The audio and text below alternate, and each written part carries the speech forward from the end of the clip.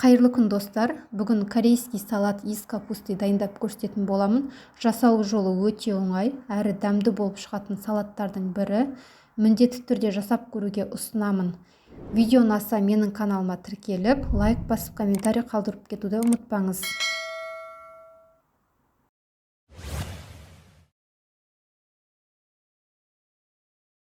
Ең бірінші кезекте капусталарымызды турап аламыз.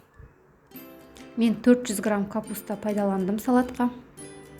Осылай ұзынша етіп кесіп, одан кейін үш-бұрыштап турап аламыз. Капустаны бір ыдысқа салып, үстіне уксус құйып, және де біраз қасық тұз салып араластырып, бетін тарелкамен басып жауып, суы шыққанша 1 сағатқа салқын жерге қалдырамыз. Салатымыздың тұздығын дайындаймыз. Май қатты ысып кетпеу керек.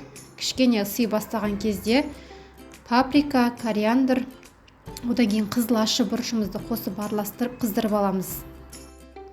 Одан кейін капусталарымызды осылай суынан сығып алып, басқа бір ыдысқа саламыз.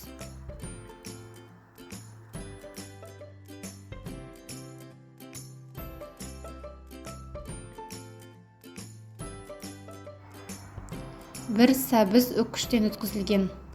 Одан кейін 2 чеснок үккіштен өткізілген, үш-бұрыштап туралған қызыл бұрышымызды қосамыз салатымызға. Одан кейін жаңағы тұздығымызды құйып араластырамыз. Қолымызға перчатка киіп осылай жақсылап араластырып алғаннан кейін салатымызды бір түнге холодильникке қалдырамыз. Содан кейін барып қана жіберсеңіздер болады. Өте дәмді болып шығады.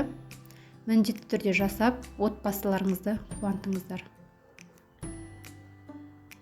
Үстіне осылай укропты салып, бетін жауып холодильникке салып қоямыз.